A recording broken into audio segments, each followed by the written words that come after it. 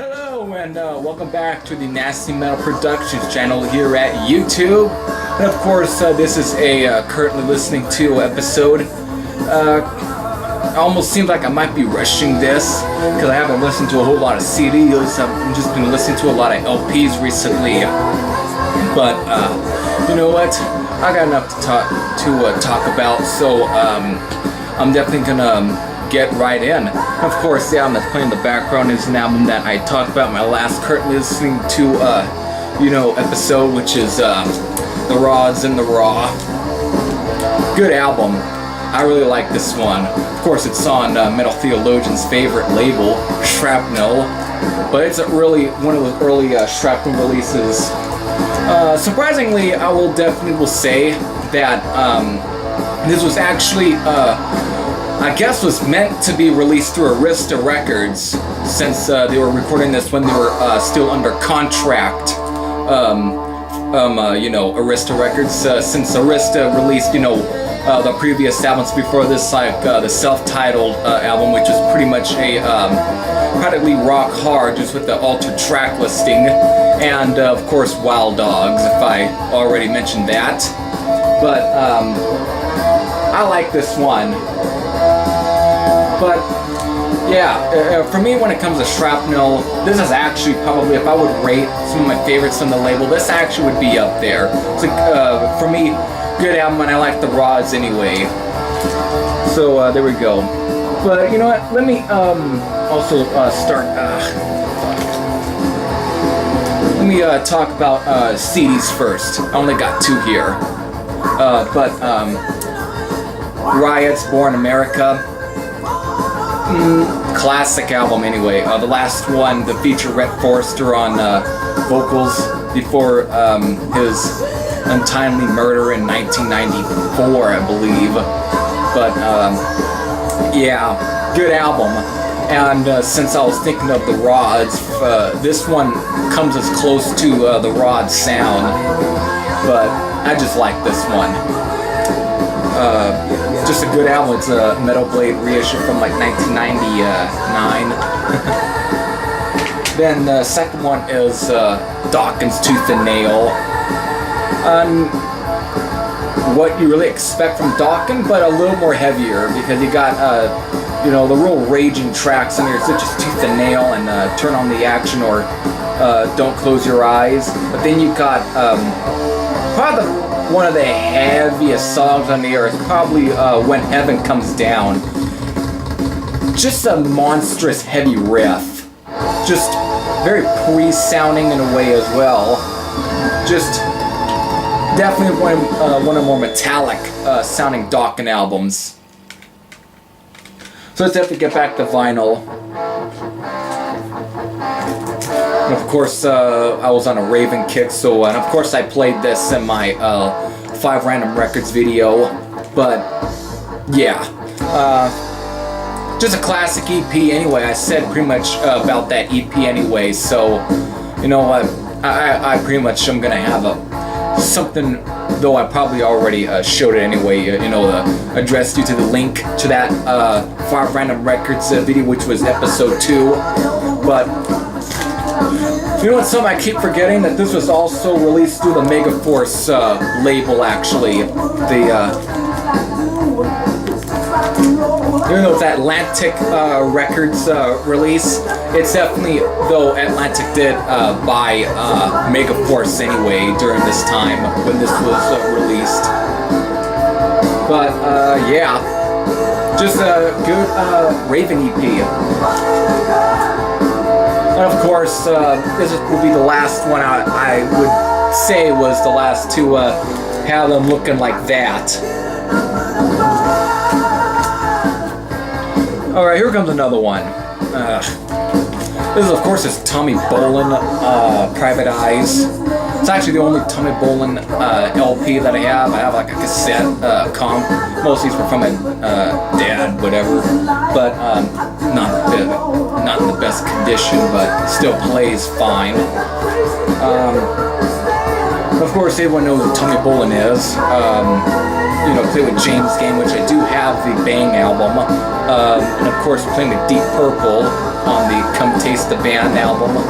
But here, it's fine actually. Of course, you know, I talked about that fucking Lee Michaels album, which, you know, that had like saxophone, which I don't mind saxophone at all, but here, it's fine on here, because again, it's a rock record. I always see this get plastered as like psychedelic rock, which there is some psychedelic moments, maybe on like, maybe like Shake the Devil or Gypsy Soul, I guess, but to be quite honest, it's just more, it's definitely a rock album, that's what I would say, but it's very experimental, because Tommy Bolin really was a more of an experimental guy than really just a pure, you know, fist in the air sort of hard rock guy. But still a fine album. You got Bustin' Out for Rosie, Post Toasty, and Shake the Devil, which are the three, at least for me, the three best tracks. But it's fine. But yeah, I got nothing bad to say about this album at all. And it was his last album that he had released before his death. Of course, here's another one that I just showed in my, you know, 5 Random Records video. This is Dresden, Too Many Skeletons. You know, I hadn't heard this album in a long time, actually, and because when I first heard it, it was good, because I was like, well, I think the reason why I wasn't so much into it is because I was expecting a thrash album, but what I got was kind of more of a new wave of British heavy metal sounding speed metal album that had a bit of a punkish tinge to it, kind of like if Megadeth or, you know, Thin Lizzy and Motorhead got together, because there is some Thin Lizzy guitar playing in here anyway. But listening, you know, when I pulled it out and did that needle drop, I was actually surprised, and it actually inspired me to listen to it again. Here's the back. Of course, I showed the whole record anyway on that 5 Random Records video, but it's actually pretty good. There is a cover track on here, and it's a Simon and Garfunkel track. It's Sounds of Silence. I know fucking Disturbed did a version of it, which I never heard that version. I never heard the original. But this is probably one. It's taking a folk track, but adding your twist onto it, kind of like with what Lord did with the Doors, The End.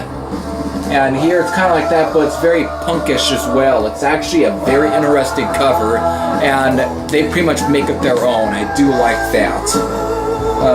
Just really a well-rounded album, actually, and I'm very much curious in hearing that unreleased album, which, oh god, I think it was Dying Victims production that reissued it last year, actually. It's a 2-disc, and the second disc is a unreleased album. I'm very interested in hearing that. I just have to find the time to get, you know, to get that. But good one. Here's an album that I pretty much revisited, and of course, with this record, I'm gonna definitely break my silence on this shit. AC/DC, Fly on the Wall. What can I say? It's AC/DC. What do you expect? Classic album anyway, if you ask me. Sure, it's probably not their best work, but it still is a solid album. You know, you got tracks such as the title track.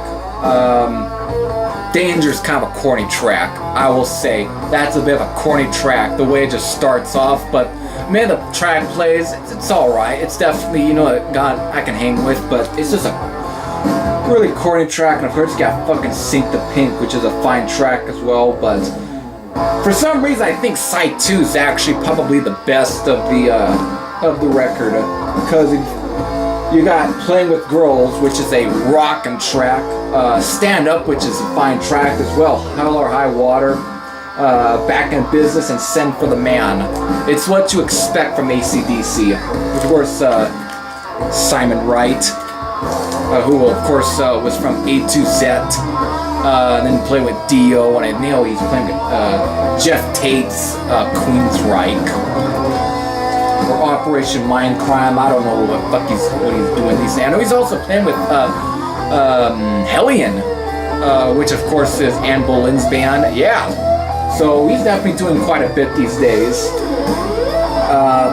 But I will break my silence though. Axl Rose being AC/DC. At first I wasn't used to it but I think I'm just kind of, because hearing about how Axl has changed over the years, which I will take, though it seems like now he's kind of getting very offended over the Fat Axl memes, and he's like now wanting people to take down the fucking Fat Axl memes. I think he also the DMC or whatever to fucking take him down. I understand that he's probably working out and stuff, getting rid of all the weight over the years, and it's understandable, but memes are memes, dude. They're just memes. But I don't know. And of course, Brian Johnson with this hearing loss sucks. Even though he hasn't really lost his hearing, it sucks hearing that, the hearing loss scare. It's definitely, and which caused him, not to play with AC/DC for the remainder of the Rock or Bust tour. But, I guess it's better that he's alive than he's dead. It's better. But at the same time, it's understandable. You don't want to risk losing your hearing. So, even though I wish him the best to get well. But yeah, fine album from AC/DC. Here's another album that I'm finally going to let the cat out of the bag. It's at least the only real physical album I have, at least legit, that's official.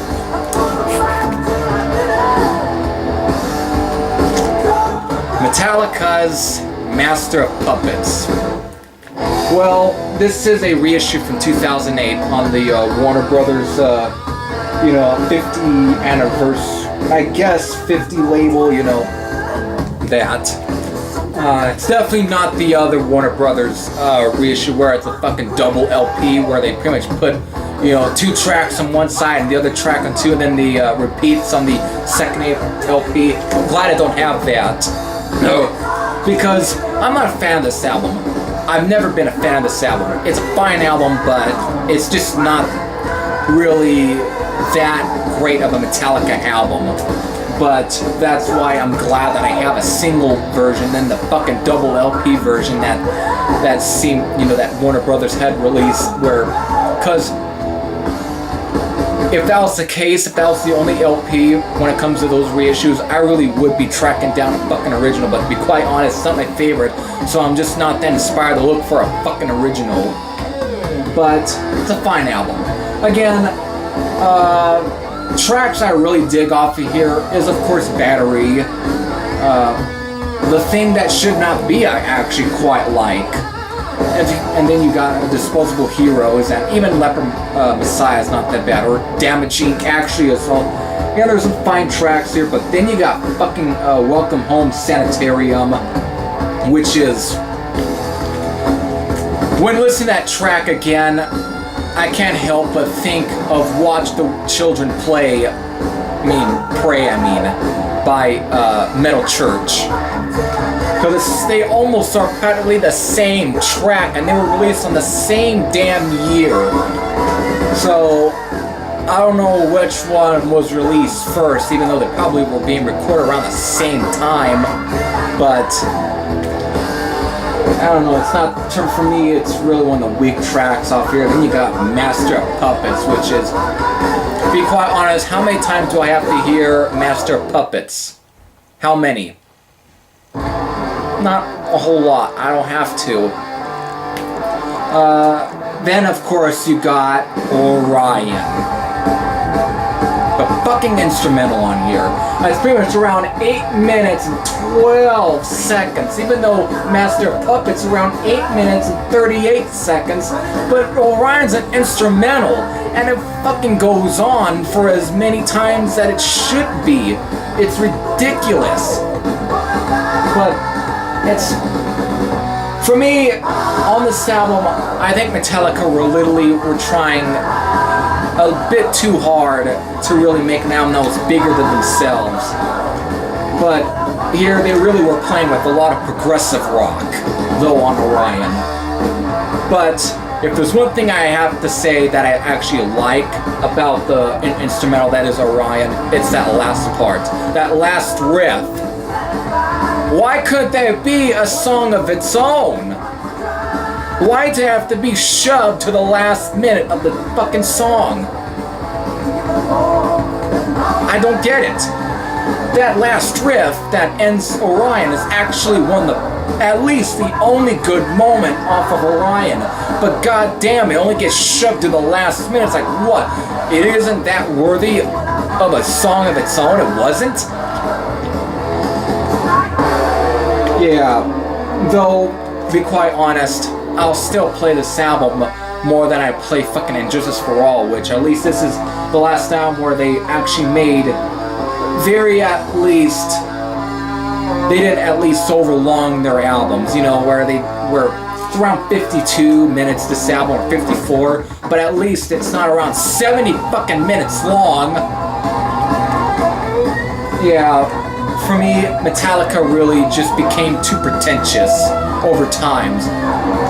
Definitely, probably starting with this album, but it really did, took over with And Justice for All. God damn. What a pretentious album And Justice for All is. Let alone for shoving Jason Newsted's bass to the fucking lowest mix that you can get to. God damn, really. No wonder freaking Jason Newsted couldn't take it with these guys anymore. Fuck. Then you got they just became too pretentious. That's all I can say. So there you have it. If you have any thoughts on some of these albums that I showed, you can post your comments down below. Until then, this is Heavy Slasher saying I'm out, and I'll see you later.